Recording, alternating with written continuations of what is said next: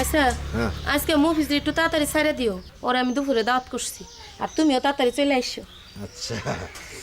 তা আমারও দাও দিছ তুমি বাড়ির মানুষ তোমার আবার দাওয়াত কি আমি বাড়ির মানুষ বলে আমার কোনো দাম নাই না আচ্ছা ঠিক আছে আমি তাহলে দুপুরে আসুন না ঝামেলা করো না তো টাইম মতো চলে আসো ঠিক আছে তাহলে পিঠটা একটু খুঁটে দাও নাও ধরো এই যে গাটা এই আর দাও জামার নিচ দাও আর দাও হ্যাঁ